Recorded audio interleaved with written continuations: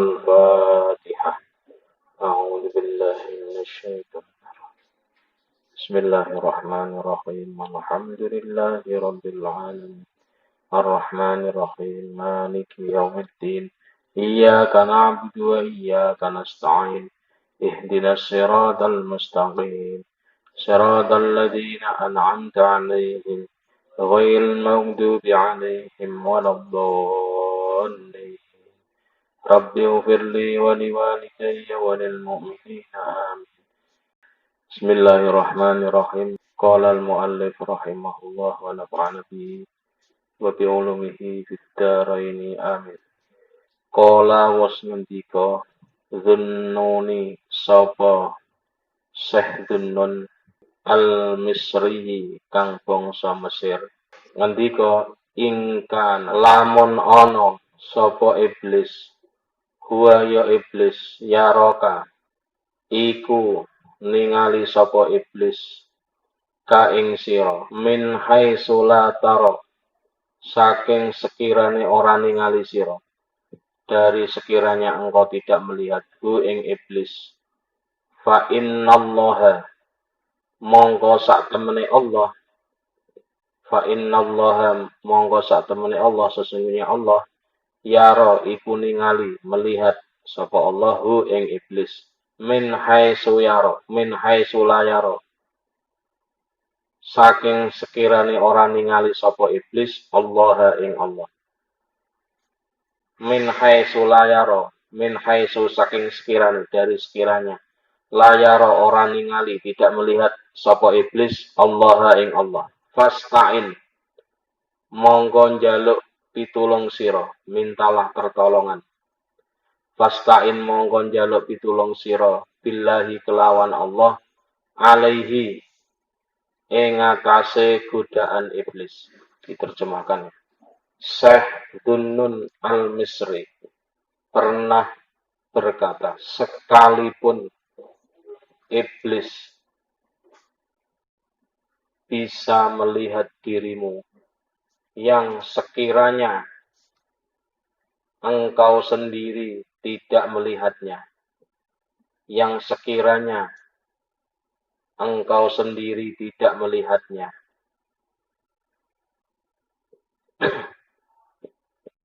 maka ketahuilah sesungguhnya Allah itu mampu melihat iblis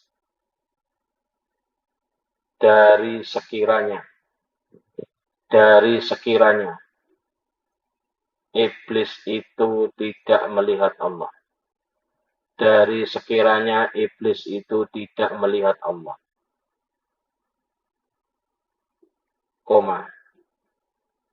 Maka dari itulah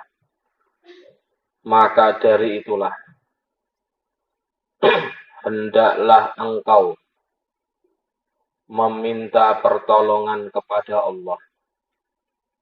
Maka dari itulah hendaklah engkau meminta pertolongan kepada Allah dari gangguan iblis. Meminta pertolongan kepada Allah dari gangguan iblis. Tidak ya. Jadi di sini ada logika yang dibangun oleh Syekh Zunnun al-Misri ya, antara Allah, iblis dan kita. 3 elemen ya. Allah, iblis dan kita. Antara kita dan iblis dalam tanda kutip ada kesamaan. Yaitu apa? Kesamaan sama-sama tidak bisa melihat Allah. Ingat ya, kesamaan kita dengan iblis itu dipetakan oleh Syekh Zunnun al-Misri antara kita yang tidak mampu melihat Allah, begitu pula iblis juga tidak bisa melihat Allah. Titik itu pertama. Itu satu qadhiyah pertama, satu poin pertama. Poin kedua, memang benar iblis bisa melihat kita dan kita tidak bisa melihat iblis. Poin kedua ya, memang benar iblis itu bisa melihat kita di saat kita tidak bisa melihat. Ditulis ini poinnya, Rizky. Ini poin kedua loh ya. Poin ketiga, ini yang perlu dipahami.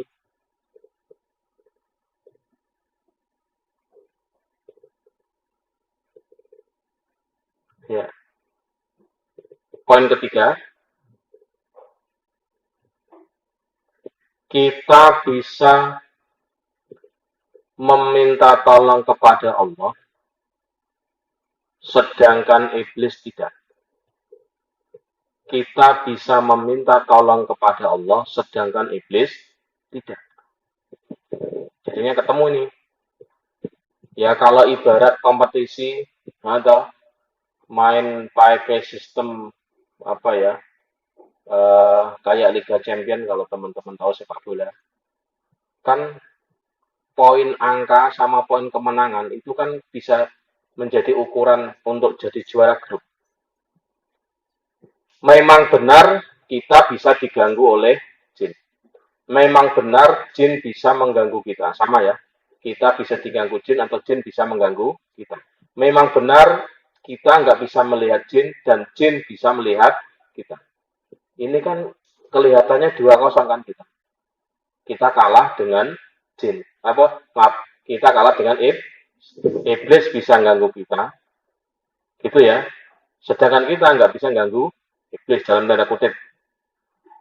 Yang kedua, ya kita tidak bisa melihat iblis, iblis bisa melihat kita. Kan 2-0. Duanya untuk iblis, satunya untuk, dan nolnya untuk kita. Cuma ada satu poin yang harus dipahami. Dan ini telak. Apa itu? Kita bisa meminta tolong kepada Allah untuk urusan iblis. Tapi iblis tidak bisa meminta tolong kepada Allah urusan manusia. Berarti lahiriahnya, walaupun kita 1 poin, iblis 2 poin yang saya sebutkan tadi, tetap menang kita. Kenapa? Ada keterlibatan Allah dalam urusan kita. Kalau iblis tidak ada keterlibatan Allah dalam urusan iblis. Maka bisa dipahami kenapa Sayyidunun mengatakan fasta'in billahi alaihi. Ini kata kuncinya. Oleh karena itu, untuk selamat dari jin, itu tidak ada kata lain kecuali minta tolong kepada Allah. Kenapa? Secara lahiriah kita sudah 2-0 kalah sama iblis. Hanya satu yang bisa menangkan kita. Yaitu ketika kita diberi pertolongan oleh Allah. Caranya gimana? Ya minta. A'udzubillahi minasyaitonirrajim. A'udzubillahi minal iblisil adim. Berdoa ya. Ya, secara teks iblis begitu ya. Setan itu kan juniornya iblis. Itu logikanya paham ya. Iblis bisa melihat kita, kita tidak bisa melihat iblis. Maka poinnya di mana ini? Iblis apa kita? Iblis ya, jelas ya. Kita tidak bisa ganggu iblis, tapi iblis bisa ganggu kita. 2. Ulangi. Tapi ingat, 2-0 untuk iblis ini ada kesempatan 1, walaupun 1 akan mengalahkan iblis. Yaitu apa? Kita bisa minta tolong kepada Allah untuk urusan iblis, tapi iblis tidak bisa minta tolong kepada Allah untuk urusan manusia. Sehingga kuncinya cuma 1. Mengalahkan iblis hanya dengan minta tolong kepada Allah. Itu maknanya begitu. Terus, Wa'an Abi Sa'id Al-Khudri. Lan saking sahabat Abu Sa'id Al-Khudri. Radhiya muga ngridani Allah sapa Allah anhu saking sahabat Abu Sa'id. Kala ngendika sapa Abu Sa'id. Sami tu krungu sapa ingsun. Saya telah mendengar Rasulullah ing utusane Allah. Sallallahu alaihi wasallam. Salam muga nambe rahmat adim Allah sapa Allah alaihi ngatasi Kanjeng Rasul. Wasallam lan muga nambe rahmat salam sapa Allah. Yaqulu hale ngendika sapa Allah. Yaqulu hale ngendika sapa Allah. Qala, ini hadis kursi ya. Wus ngendika, qala wus ngucap berkata, qala wus ngucap iblis sapa iblis li rabbihi maring pangerane iblis azza wa jalla. Azza hale moho luhur sapa rabbihi wa jalla lan hale moho agung sapa rabbi. Bi izzatika demi keagungane panjenengan. Baknya bak kosam ya, bak sumpah. Demi keagunganmu, wahai Allah, iblis sumpah dengan menyebut nama Allah. Wa jalalika lan demi keagungane panjenengan, keluhuran dan keagunganmu. La ab, la abrahu, ora leren-leren sapa ingsun. Tidak henti-hentinya saya itu, atau saya tidak ada henti-hentinya. Alwi iku gawe melenceng. Alwi iku gawe melenceng sapa ingsun. Jadi ini ingat-ingat Mbak Rama. Agendanya iblis ketika curhat kepada Allah adalah iblis tidak ada henti-hentinya untuk menyelewengkan atau ya memelencengkan kita. Bani Adama ing keturunane Nabi Adam. Madamat, kapan itu terjadi Mbak Kosun? Madamat semongsone langgeng, sewaktu masih ada. Madamat semongsone langgeng. Al arwahu, apa piro-piro nyawa. Hati-hati nih, Mbak Atun. Pokoknya orang kalau masih ada nyawanya, maka iblis agendanya tidak akan pernah berhenti menggoda, memelencengkan, menggelincirkan manusia. Mendengar curhatan ini, ya, mendengar pernyataan sekaligus curhatan iblis ini, maka Allah dalam hadis qudsi menjawab, Kola, fakola, mongkon jawab, fakola mongkon jawab, sopo, fakola mongkon jawab lahu maring iblis, Allahu sopo Allah, azza wa jalla, azza halim moho luhur sopo Allah, wa jalla lan halim moho agung sopo Allah, wa izzati demi keagungan ingsun, wa jalali lan demi keluhuran ingsun, la abrahu ora leren-leren sapa ingsun, saya tiada henti-hentinya. La abrahu ora leren-leren sapa ingsun, saya tidak ada henti-hentinya. Aghfiru iku bakal ngapura sapa ingsun, saya tidak ada henti-hentinya untuk mengampuni lahum maring bani Adam, lahum maring bani Adam, ma astaghfiru semangsane padha njaluk ngapura, ma astaghfiru semangsane padha njaluk ngapura sapa bani Adam, selagi manusia itu meminta ampunan ni ing ingsun kepadaku. Lo imbang toh ini satu-satu toh. Tapi yang terakhir ini yang menang. Ya. Titik. Ganti alinea.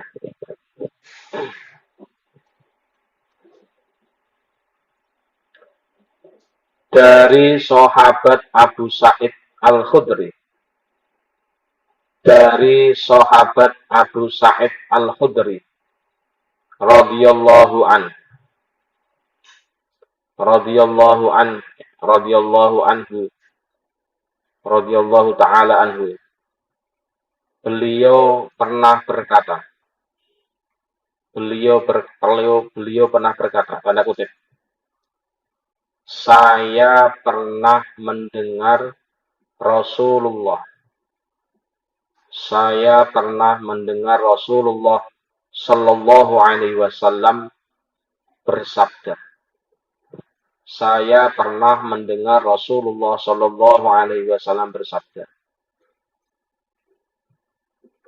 Dalam kurung, dalam sebuah hadis qudsi, dalam sebuah hadis qudsi, ya, dalam sebuah hadis qudsi. Ya, hadis qudsi adalah, ini saya terangkan meskipun sudah pernah saya tambahkan, belum pernah saya terangkan, hadis qudsi adalah hadis yang redaksinya dari Nabi, hadis yang redaksinya dari Nabi, namun maknanya dari Allah.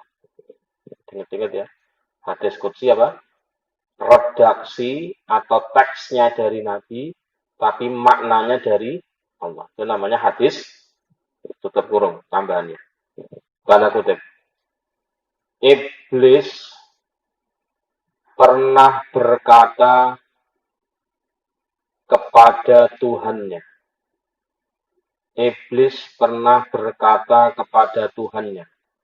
Dalam kurung Allah Subhanahu wa Ta'ala.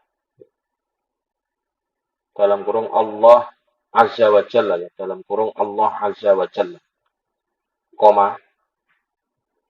Demi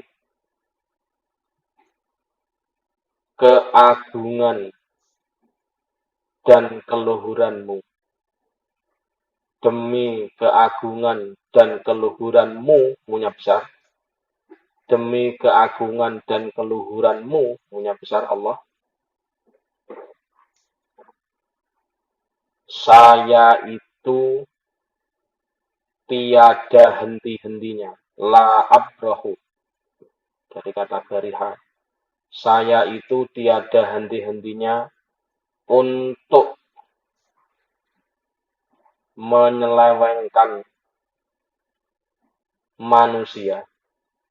Saya itu tiada henti-hentinya untuk menyelewengkan manusia sepanjang dalam diri manusia itu sepanjang dalam diri manusia itu terdapat nyawa-nyawa mereka. Sepanjang dalam diri manusia itu terdapat nyawa-nyawa mereka. Berarti masih hidup, singkat kata ya. Titik. Mendengar ucapan ini, Allah pun menjawab. Mendengar ucapan ini, Allah pun menjawab. Tanda kutip.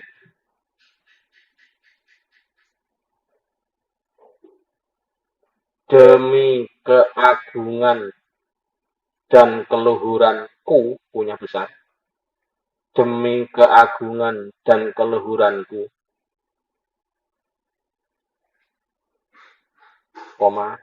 saya tiada henti-hentinya. Saya tiada henti-hentinya akan mengampuni. Saya tiada henti-hentinya akan mengampuni manusia sepanjang manusia itu mau meminta ampunan. Sepanjang manusia itu mau meminta ampunan kepadaku. Titik tanda kutip. Selesai ya berarti ya. Berarti kenapa kemarin waktu kita praktek ibadah, kenapa kita kemarin praktek ibadah ketika orang mau meninggal, salah satu ucapan yang kita tuntunkan atau kita talkinkan itu adalah membaca istighfar. Karena sepanjang orang itu mau membaca istighfar, meminta ampun kepada Allah, tentu dengan sungguh-sungguh ya. Syaratnya harus iman tentu. Syaratnya iman dan sungguh-sungguh, pasti Allah mengampuni. Sehingga apa? Semua godaan setan, godaan iblis, bukan hanya setan, iblis, ya seniornya setan, itu pasti diampuni oleh Allah. Sepanjang iblis mengganggu, sepanjang itu pula Allah memberi kesempatan diampuni. Syaratnya cuma satu, meminta ampun.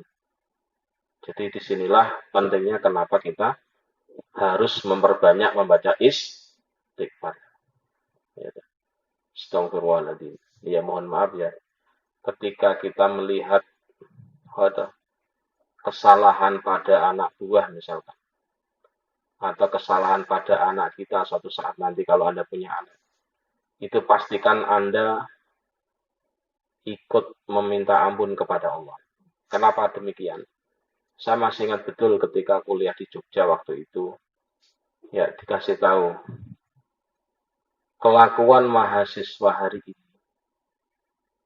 itu bisa jadi adalah buah kelakuanmu dulu ketika kamu menjadi mahasiswa.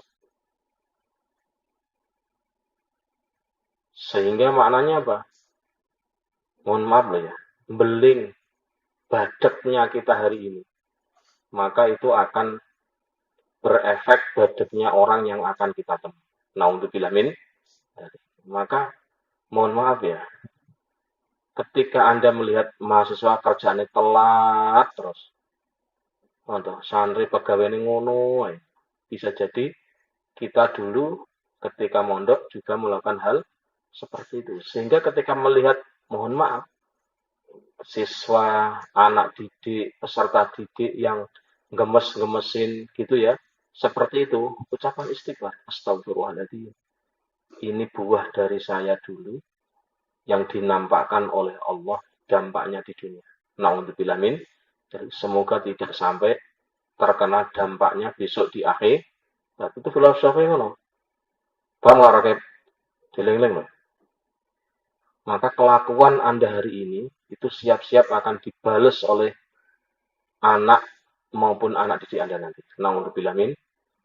Terus yang cerita kayak begini nggak satu orang, dua orang. Ya, saya ini cerita ya. Udah jadi kiai, teman-teman saya. Dulu menentang kebijakan Bapak Kiai tentang masalah kebijakan X. Ketika pulang, dia punya santri, persis yang dialami. Saya tuh baru sadar ya, ternyata apa yang pernah digelisahkan oleh guru saya benar-benar saya alami. Hati-hati loh. Yang dulunya begitu saya tuh baru sadar. Astagfirullah Kang, saya minta maaf sekali Kang. Ya urusanmu, paham ya? Jadi jeleng-leng ya. Kelakuan kita hari ini, itu di kemudian hari akan nampak, mohon maaf ya, bekas-bekasnya. Dan itu nggak masalah kalau sepanjang masih di dunia. Maka mohon maaf ya, nek cara Jawane ana istilah ini. Ingat-ingat ini, Dela. Kacang orang ninggal lanjaran. Gimana? Kacang orang ninggal lanjaran. Maksudnya piye? Nek cara Indonesiane buah tidak akan jatuh jauh dari pohonnya. Kan pernah dengar kan ya? Buah jatuh tidak akan jauh dari pohonnya. Kalau bahasa Jawanya, pepatahnya tadi apa?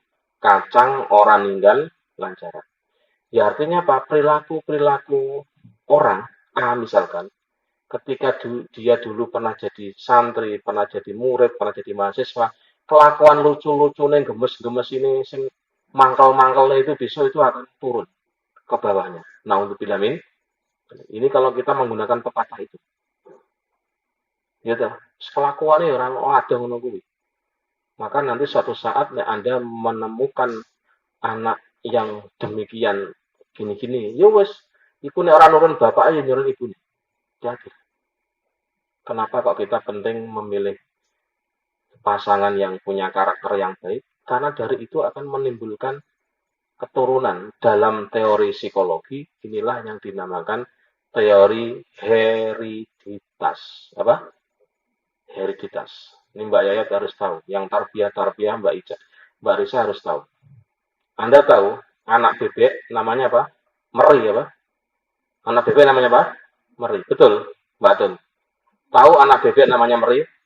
Walaupun dia ngeremi pitik, tahu pitik ayam, sampai netes, kemudian lahir, pitik itu telurnya misalkan ayam telurnya 10, terus bebek ada bebek nggak usah banyak 5 atau separuhnya 5 atau 10 juga nggak apa-apa, sok 10 mas 10.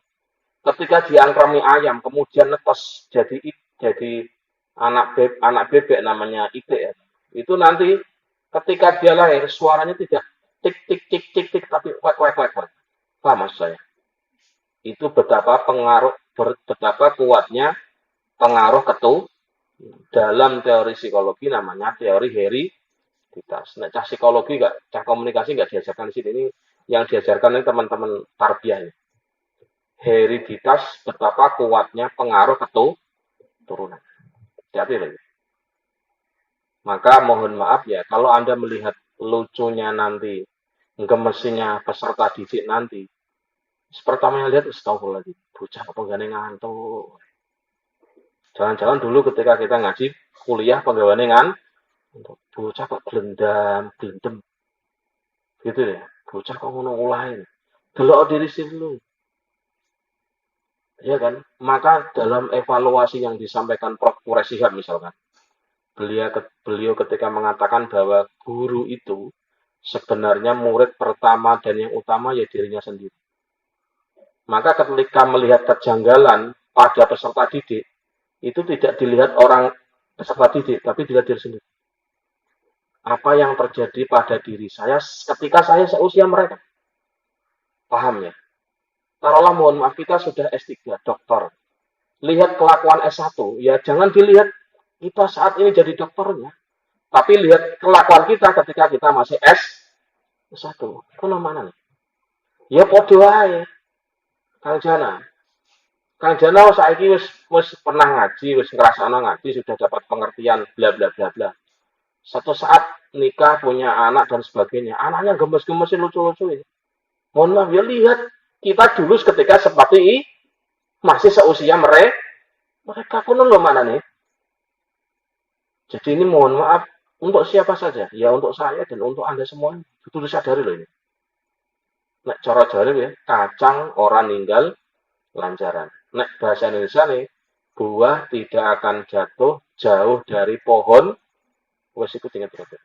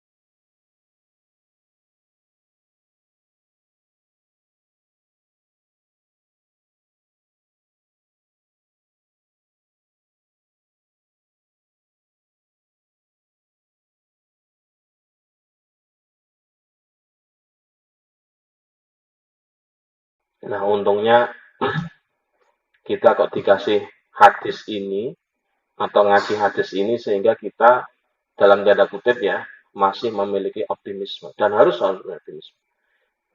Hadis yang pertama atau separuh pertama itu menjadi pesimis kita. Bayangin coba, selagi kita masih ada nyawa, iblis tidak ada henti-hentinya goda kita, menggelincirkan kita. Selagi kita hidup, selama hidup itu pula kita punya kesempatan yang kedua, optimisme yang kedua. Selagi kita minta ampun kepada Allah, selama itu pula Allah akan mengampuni. Sehingga apa yang dilakukan oleh iblis ya percuma. Kononku itu. Terus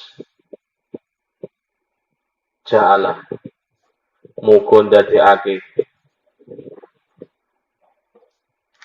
hu ing iblis Allahu sapa Allah laka maring sira aduan ing musuh. Ja'ala semoga menjadikan hu ing iblis Allahu sapa Allah laka maring sira kepadamu aduan sebagai musuh. Qala was ngendika sapa Allah ta'ala halim maha luhur Allah inna syaitana lakum aduwwum mubin. Ya kalau jalan apa nih?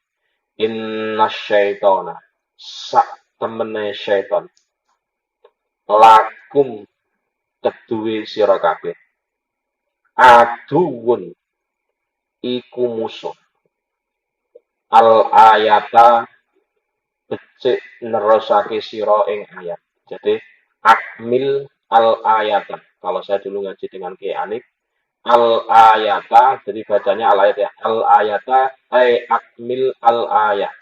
Al ayata becik nyempurnaake sira ing ayat. Jadi inna syaitana kana lakum aduwwum mubin. Kalau dilengkapkan.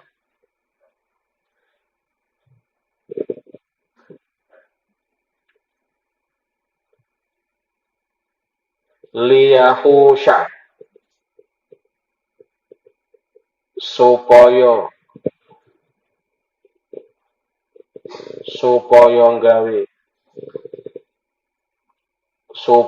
gawe wedi sapa Allah ka ing sira bihi kelawan Allah ilaihi maring setan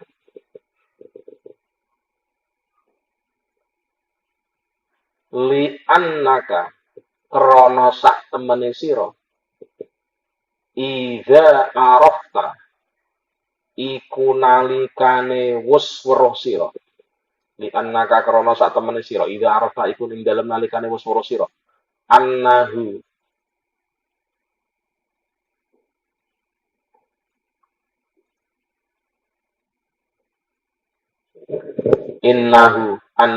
annahu ing sak temene kelakuan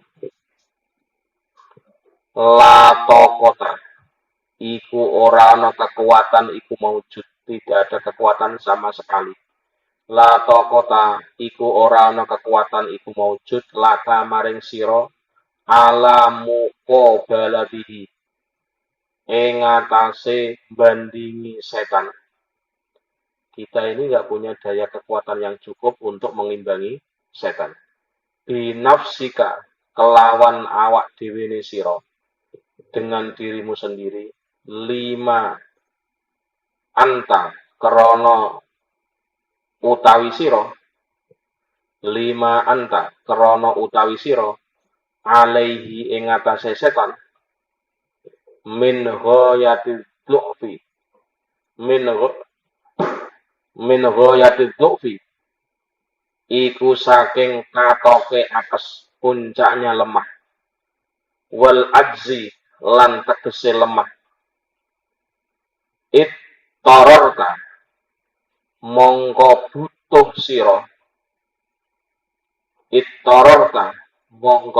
sira la mahalata ora kena ora wajib berarti la mahalata ora kena ora tanpa kena ora kena ora ilal isti'anati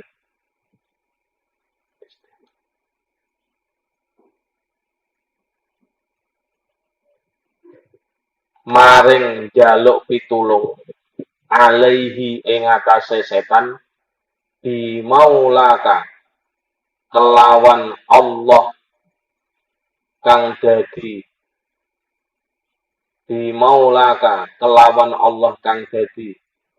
bendarane sira Allah yang menjadi penguasamu al-qawi kang kuat al-matini kang pasti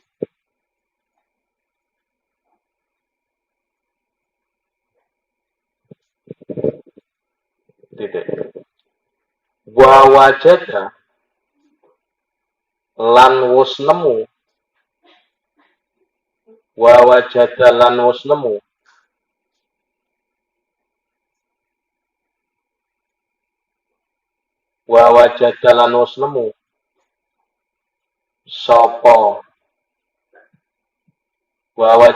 wus nemu sapa wong suwiji mingka saking sira al iltijaa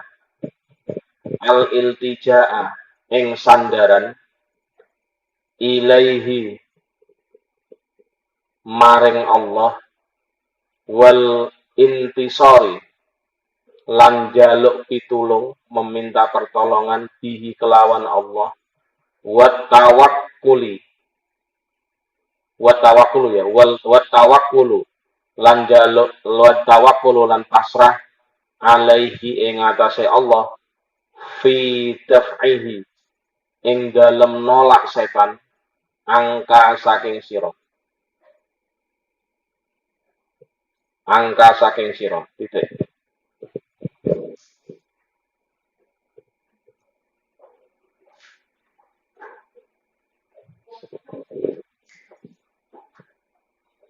Ini hikmah ya. Allah telah menjadikan setan sebagai musuh bagimu.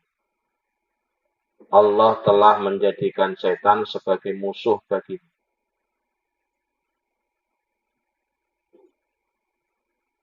Supaya Allah itu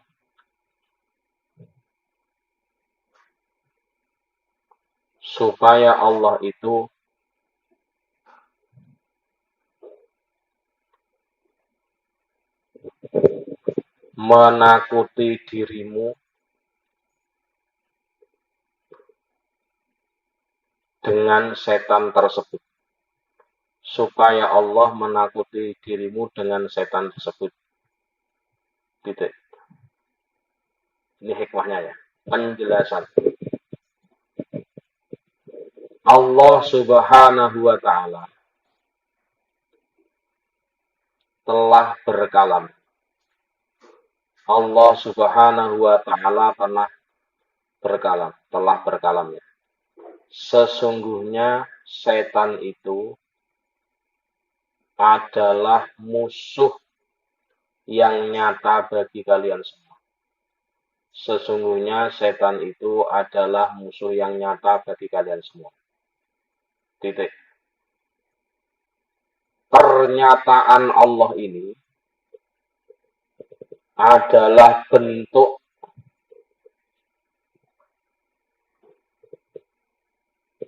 pemberian rasa takut dari Allah kepada kalian atas godaan setan. Ya. Allah membuat pernyataan ini, alasannya adalah kenapa Allah memberikan statement setan itu adalah musuh yang nyata bagi kita. Itu kan pernyataan Allah. Inna syaitona lakum aduwwun mubinun, kalau diterangkan. Dilengkapi. Dikarenakan bahwasannya dirimu itu ketika menyadari bahwa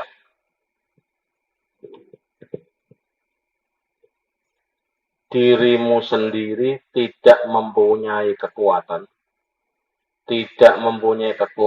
sama sekali, untuk melawan setan. Ya. Sebab dirimu memiliki nafsu.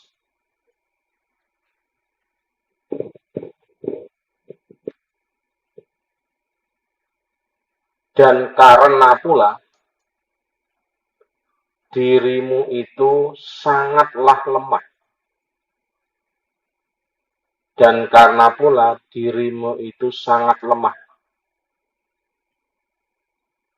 Dalam menghadapi setan. Ingat ya, kalau kita normal, tidak pakai pertolongan Allah, atau tidak meminta pertolongan kepada Allah, maka kita ini nggak imbang melawan setan. ibarat tinju, setan itu kelas berat, kita ini kelas ringan. Kenapa? Setan kan nggak ada istirahatnya. Setan kan nggak ada capeknya. Kalau kita ada capek, ada kempongnya, ada ngantuknya. Sedangkan setan nggak kenal ngantuk, nggak kenal kempong, nggak kenal lelah. Kalau kita kenal ngantuk, kenal kempong, kenal lelah. Yang mana sifat ini, kempong, ngantuk, lelah ini adalah sifat terlemah kita. Ketika kita kemarin kan gini, hati seseorang ketika diisi oleh zikir kepada Allah, maka setan iblis kan mikir. Nah kalau kita ngantuk kempong, kita ini banyak kalau kempong sensitif, nesu, marah-marah tuh, bukan zikir kan? Normalnya manusia kalau kempong gimana? Minimal gerutu, tuh, minimal ngantuk, maksimal gerutu atau marah-marah, bahkan marah. Kalau kita tidur, apa yang terjadi? Zikir kepada Allah nggak? Jelas. Apalagi pas orang di duit. Untuk sensitif nggak? Wong orang di duit itu lebih banyak zikir, apa lebih pikirannya melayang-layang? Tekan diri itu pikirannya. Zikir kepada Allah nggak? Antara zikir kepada Allah sama berpikir yang macam-macam, itu insya Allah normalnya manusia banyak digunakan untuk mimpi berangan-angan yang macam-macam. Punten loh, semelayang-layang yang diri lah. Atau minimal ketika pusing itu malah ya mau ditinggal tidur, tinggal jalan-jalan, ditinggal ketawa-ketawa, ditinggal opo pokoknya. Pokoknya semakin lupa, semakin jauh kepada Allah. Nah, hal yang seperti ini menunjukkan bahwa kita ini punya posisi lemah di saat setan tidak punya posisi lemah seperti ini. Ini kenapa kok kita dikatakan kita ini la taqatolaka ala muqabalati binafsika lima anta alaihi min duduk. Kita ini tidak punya kemampuan yang cukup untuk berhadapan dengan setan. Nah, alasannya kenapa? Kok demikian ini? Terus ya, dari hal inilah, gitu ya. Dari hal inilah, maka membuat dirimu itu, dari hal inilah, maka membuat dirimu itu terpaksa, terpaksa, terpaksa, dan mengharuskan untuk meminta tolong kepada Allah, untuk meminta tolong, mengharuskan dan meminta, ya, meminta tolong kepada Allah, meminta tolong kepada Allah yang maha kuat dan kokoh, sehingga engkau pun akan mendapatkan tempat berlindung, sehingga engkau pun akan mendapatkan tempat berlindung,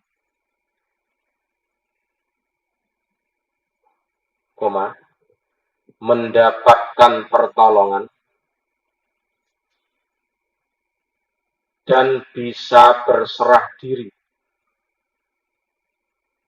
untuk menolak godaan setan itu sendiri. Untuk menolak godaan setan itu sendiri.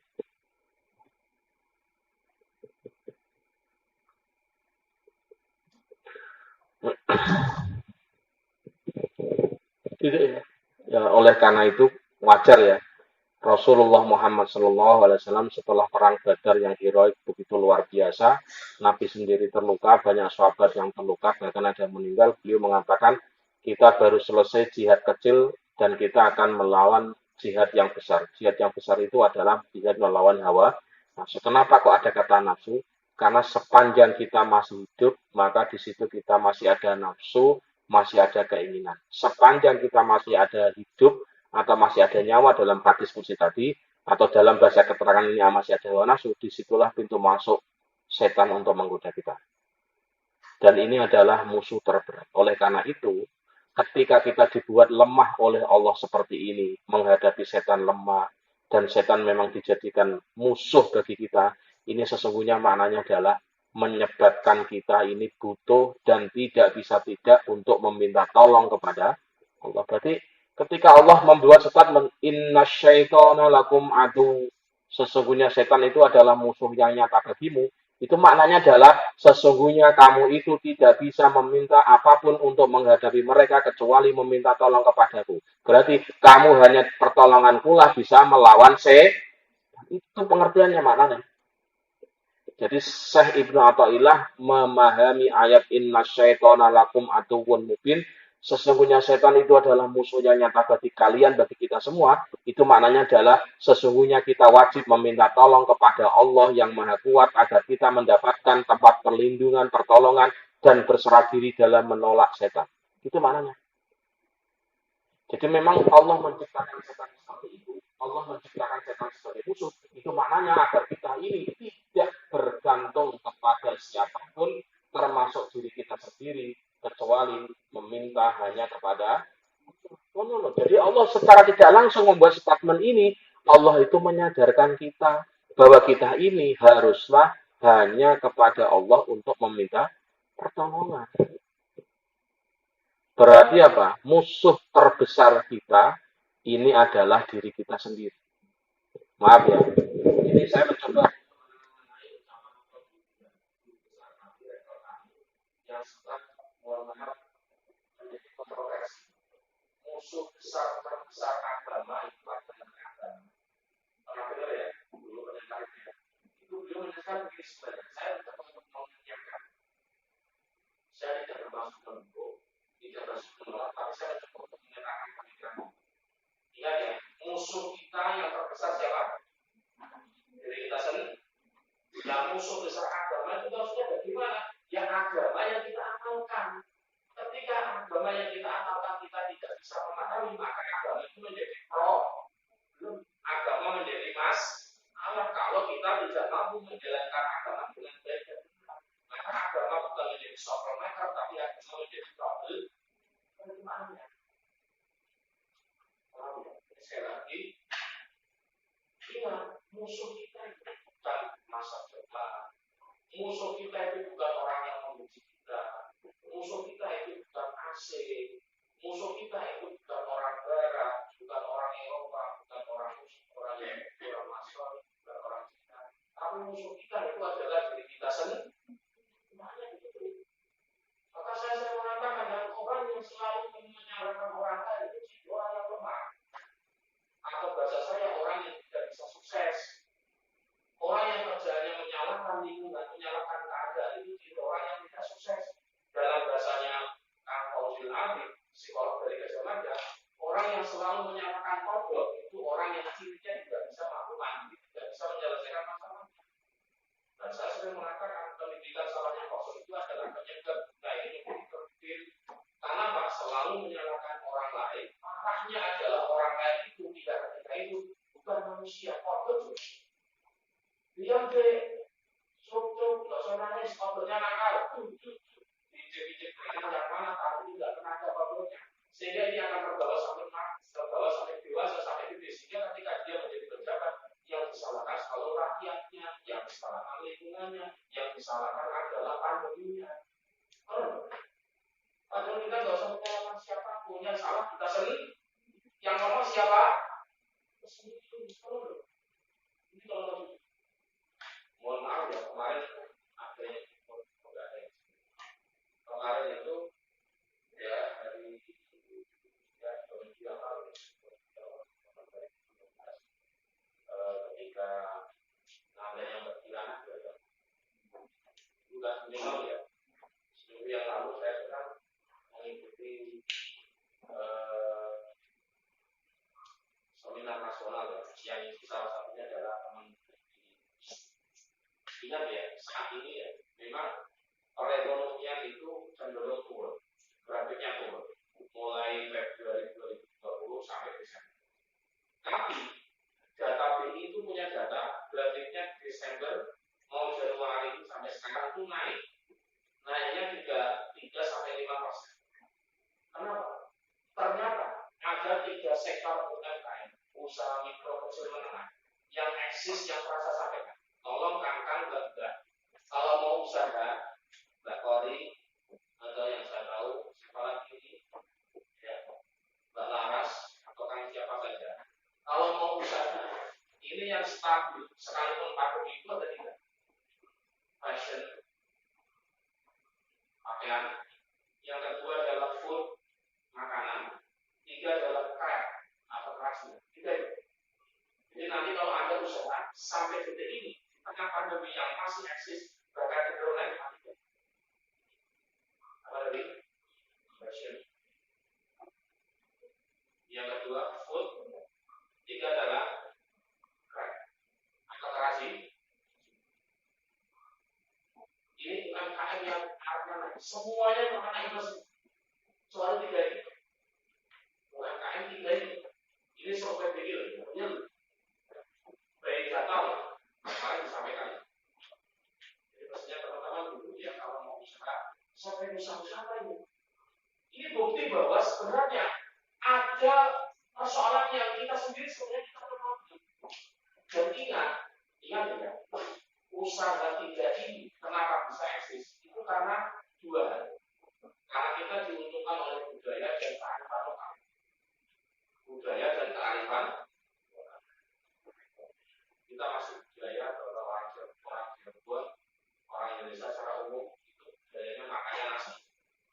Maka kenapa kuliner Jogja masih eksis ini? Karena orang masih punya kebudayaan makan itu harus pakai nasi. Bukan ada mohon maaf kayak orang barat makan kadel, pakai suntik, kan enggak belum ada itu. Yang kedua adalah adanya kearifan lokal. Kearifan lokal itu bagaimana? Ya kita masih mohon maaf ya menghargai yang namanya gotong royong, kepedulian.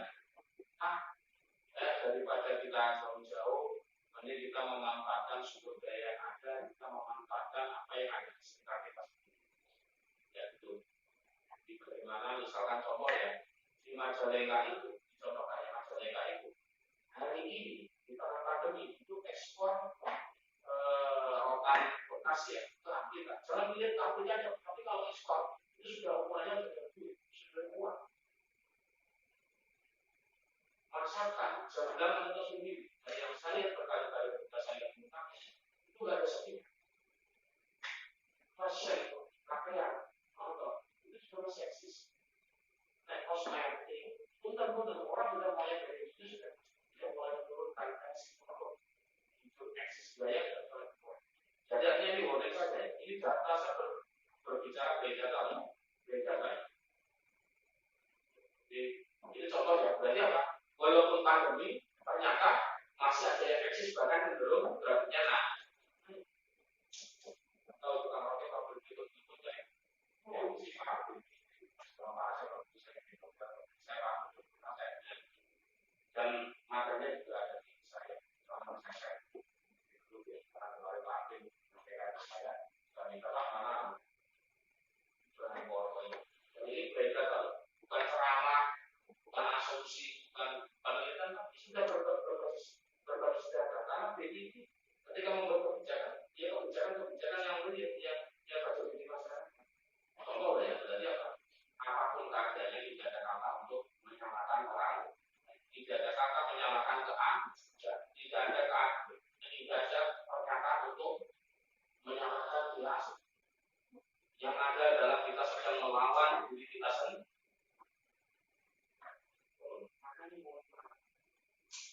Fenomena di medsos, adanya fenomena banyak hutan tercebol sama kanker itu sesungguhnya adalah yang bagaimana mereka belum selesai dengan dirinya sendiri. Orang yang masih suka membuli, orang yang belum selesai dengan dirinya sendiri, saya pastikan. Kalau orang yang sudah selesai dengan dirinya sendiri, orang lain nggak peduli. Karena ada musuh yang nyata, ada problem yang nyata, ya diri kita sendiri. Ketika kita masih ada keinginan atau keinginan itu adalah sumber penderitaan. Itu maksudnya adalah nafsu kita. Itu adalah pintu masuk setan untuk menggoda kita. Dan itu akan terus dilakukan selama kita masih. Ingat ya, madam al-arwahu fi, sepanjang kita masih ada nyawanya, maka di situ setan akan berubah. Iblis tepatnya yang terus. Assalamualaikum warahmatullahi wabarakatuh.